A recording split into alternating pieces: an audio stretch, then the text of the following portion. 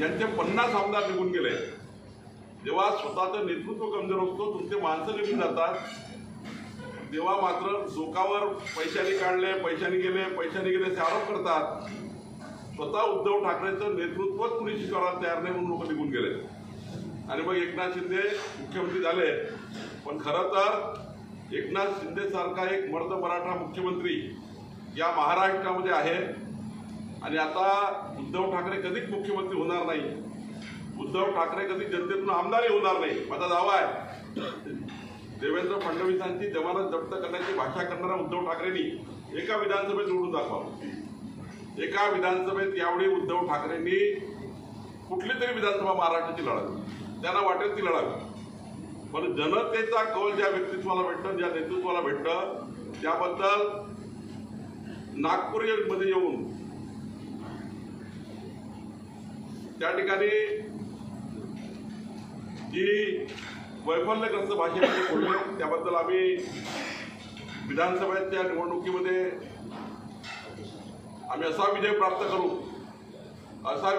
करू की जनता ही आमच्या महायुतीला प्रचंड ताकद देईल आणि मला विश्वास आहे की उद्धव ठाकरेंचे आता कुठल्याही बोलण्यावर कुणी तयार नाही। आता ते सुरू झालं पुन्हा, मशीन बरोबर नाही।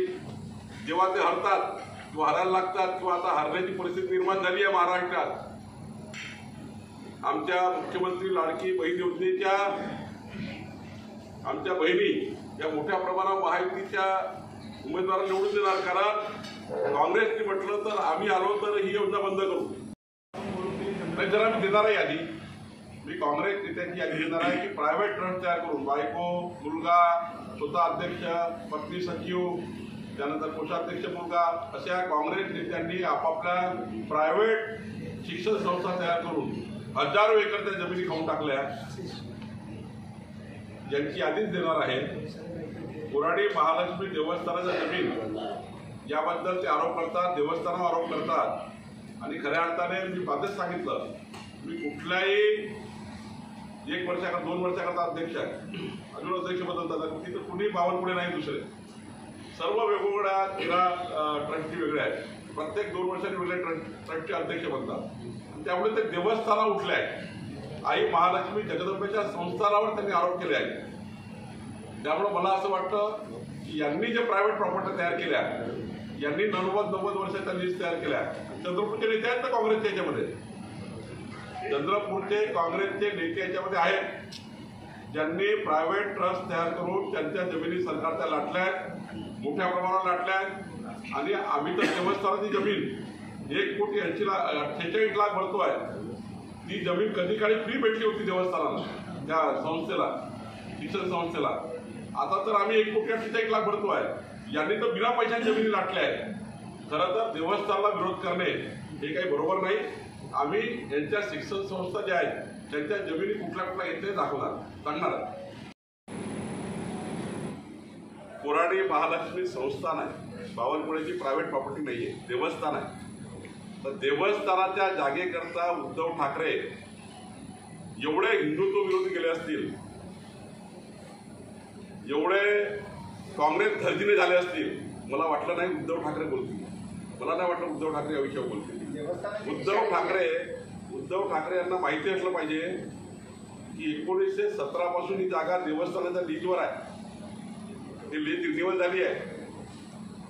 तिथलं देवस्थान 1,80,00,000 1,48,00,000 लाख भरणार आहे। ही बावनकुळेची प्रायव्हेट ट्रस्ट नाही आहे। बावनकुळे अध्यक्ष, बायको सचिव, कोषाध्यक्ष या काँग्रेसवाल्यांनी आपल्या परिवाराचा ट्रस्ट तयार करून हजारो एकर जमिनी घेऊन टाकल्या, हजारो एकर। ज्या स्टेजवर उद्धव ठाकरे होते ते स्टेजच्या बाजूचे लोक बघा, त्यांनी प्रायव्हेट ट्रस्ट तयार करून जमिनी लाटल्या आहेत, प्रायव्हेट ट्रस्ट करून जमिनी लाटल्या आहेत। चंद्रपुरामध्ये काँग्रेस नेत्यांनी जमिनी लाटल्या आहेत, नागपूरच्या काँग्रेस नेत्यांनी जमीन लाटल्या, प्रायव्हेट ट्रस्ट तयार केला, बायको सचिव, कोषाध्यक्ष, मुलगा सचिव, आपण अध्यक्ष। ही तर जमीन देवस्थानाची आहे। देवस्थानामध्ये त्या ठिकाणी जे धार्मिक कार्य होतं त्या धार्मिक कार्याकरता, सेवा कार्याकरता ही जमीन आहे।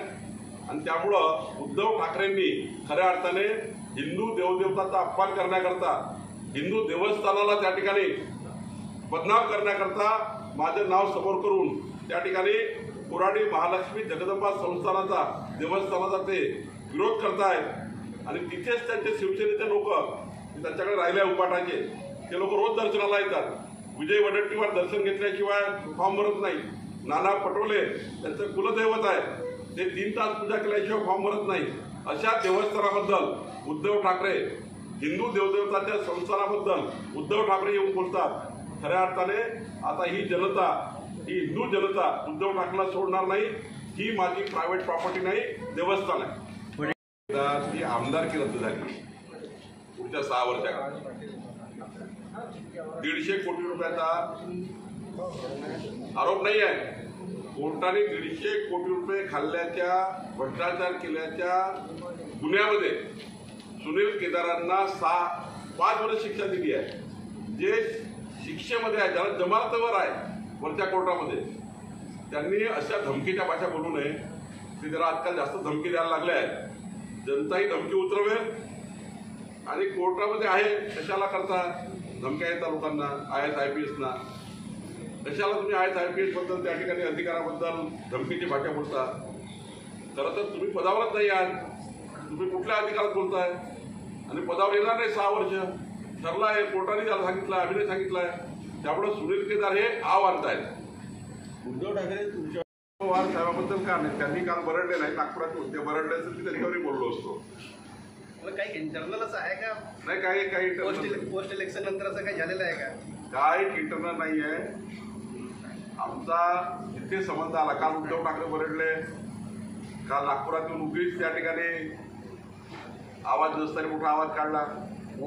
आवाज नाही आहे, आवाज मोठा काढतात. सारं गेलं हातून, काहीच राहिलं नाहीये. मी तर दावा करतोय उद्धव ठाकरेंनी महाराष्ट्राच्या एखाद्या विधानसभेत लढावं. नितीनजी काय असं म्हणाले की त्यांनी कुठल्या आशयाने म्हटलं त्याचा आशय उलटा काढून काही होणार नाही.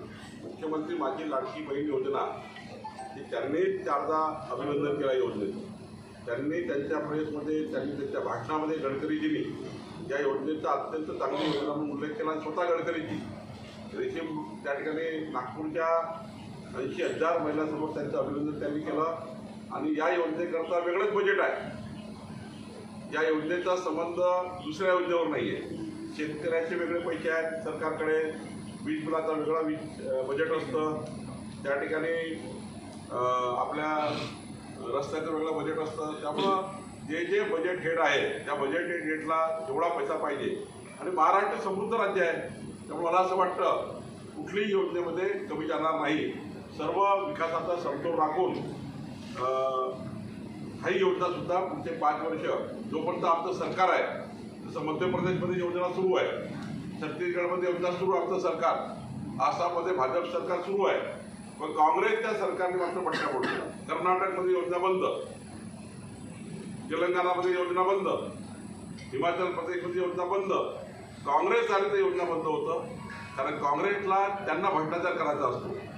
या योजनेमध्ये भ्रष्टाचार होऊ शकत नाही, कारण 45,000 कोटी रुपये विकास कामावर ठेवले असते, त्यांना काँग्रेसला भ्रष्टाचार करता आला असता. आता 45,000 कोटी रुपये डायरेक्ट थेट महिलांच्या अकाउंटमध्ये चालले. भ्रष्टाचाराचा काही चान्स नाही आहे. म्हणून काँग्रेस पार्टी ही योजना बंद करू, ही योजना बंद पाडू अशी सुनील केदार, प्रणितीताई शिंदे जाहीर केला. त्याला माहिती आहे की 45,000 कोटी रुपये डायरेक्ट थेट चालले बहिणींना. यात काही पैसे घेता येणार नाही, याच्यात भ्रष्टाचार करता येणार नाही. 45,000 कोटी रुपयाचे कामं, 45,000 कोटी रुपयाचे कामं जर काढले तर भ्रष्टाचार करता येईल. म्हणून काँग्रेस पार्टी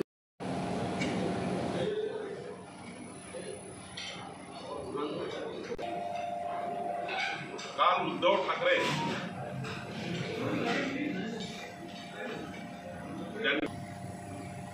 आणि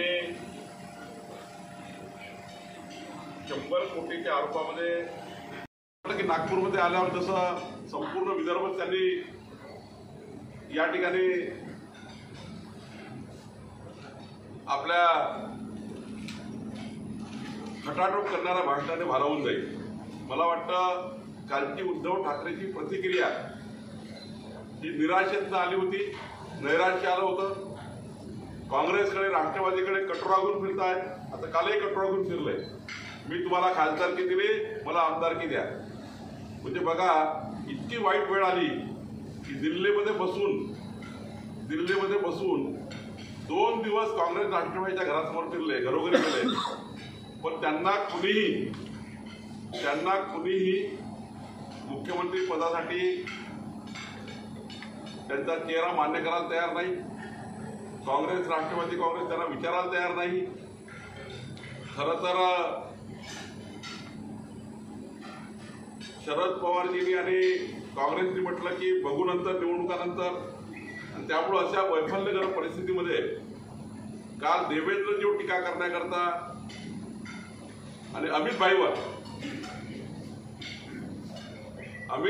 ज्या पद्धतीने काल उद्धव ठाकरे बोलले, खरं तर अमित भाईच्या नेतृत्वामध्ये या महाराष्ट्रामध्ये महायुतीमध्ये 63 सीटे निवडून आल्या. माननीय मोदीजी, अमित भाई यांनी त्यावेळी शिवसेनेचे आमदार निवडून आणण्याकरता आणि खऱ्या अर्थाने उद्धव ठाकरे जेवढे फिरले नाही तेवढे अमित भाई आणि मोदीजी फिरलेत या महाराष्ट्रामध्ये, आणि त्यावेळी युतीचे आमदार निवडून आले. आणि बघा यांचे नेतृत्व कसं आहे. कोराडी महालक्ष्मी संस्थान आहे, बावनकुळेची प्रायव्हेट प्रॉपर्टी नाहीये, देवस्थान आहे. तर देवस्थानाच्या जागेकरता उद्धव ठाकरे एवढे हिंदुत्व विरोधी गेले असतील, एवढे काँग्रेस धर्जिले झाले असतील, मला वाटलं नाही उद्धव ठाकरे बोलतील. मला नाही वाटलं उद्धव ठाकरे या विषयावर बोलतील. उद्धव ठाकरे यांना माहिती असलं पाहिजे की 1917 पासून ही जागा देवस्थानाच्या लीजवर आहे. ती लीज रिन्युअल झाली आहे. तिथलं देवस्थान 1,80,00,000 1,48,00,000 भरणार आहे. ही बावनकुळेची प्रायव्हेट ट्रस्ट नाही आहे. बावनकुळे अध्यक्ष, बायको सचिव, कोषाध्यक्ष या काँग्रेसवाल्यांनी आपल्या परिवाराचा ट्रस्ट तयार करून हजारो एकर जमिनी घेऊन टाकल्या. हजारो एकर. ज्या स्टेजवर उद्धव ठाकरे होते ते स्टेजच्या बाजूचे लोक बघा, तरी प्रायव्हेट ट्रस्ट तयार करून जमिनी लाटल्या आहेत. प्रायव्हेट ट्रस्ट करून जमिनी लाटल्या आहेत. चंद्रपुरामधले काँग्रेस नेत्यांनी जमिनी लाटल्या आहेत. नागपूरच्या काँग्रेस नेत्यांनी जमीन लाटल्या. प्रायव्हेट ट्रस्ट तयार केला. बायकोची कोषाध्यक्ष, मुलगा सचिव, आपण अध्यक्ष. ही तर जमीन देवस्थानाची आहे. देवस्थानामध्ये त्या ठिकाणी जे धार्मिक कार्य होतं त्या धार्मिक कार्याकरता, सेवा कार्याकरता ही जमीन आहे. आणि त्यामुळं उद्धव ठाकरेंनी खऱ्या अर्थाने हिंदू देवदेवताचा अपमान करण्याकरता, हिंदू देवस्थानाला त्या ठिकाणी बदनाम करण्याकरता माझं नाव समोर करून त्या ठिकाणी कोराडी महालक्ष्मी जगदंबा संस्थानाचा, देवस्थानाचा ते विरोध करतायत. आणि तिथेच त्यांचे शिवसेनेचे लोक त्यांच्याकडे राहिले उभाटाचे ते लोक रोज दर्शनाला येतात. विजय वडेट्टीवार दर्शन घेतल्याशिवाय फॉर्म भरत नाही. नाना पटोले त्यांचं कुलदैवत आहे, ते 3 तास पूजा केल्याशिवाय फॉर्म भरत नाही. अशा देवस्थानाबद्दल उद्धव ठाकरे, हिंदू देवदेवताच्या संस्थानाबद्दल उद्धव ठाकरे येऊन बोलतात. खऱ्या अर्थाने आता ही जनता, ही हिंदू जनता उद्धव ठाकरेला सोडणार नाही. ही माझी प्रायव्हेट प्रॉपर्टी नाही, देवस्थान आहे.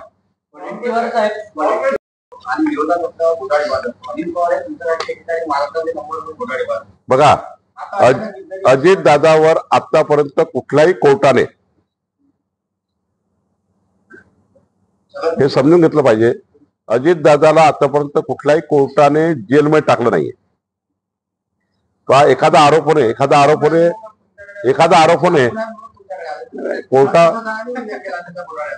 कोर्टामध्ये शिक्षा होणे, तर ते माझं म्हणणं ऐकून घ्या. छगन भुजबळ जे असो, कोणी असो, त्यांना कोर्टाने जेलमध्ये टाकलं नाही. कोर्टाने कुठल्या म्हणजे शिक्षा दिली नाहीये. शिक्षा सुनील केदारांना शिक्षा देऊन 5 वर्ष शिक्षा दिली आहे.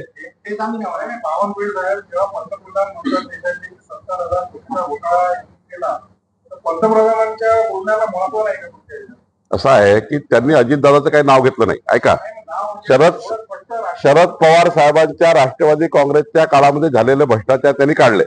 आणि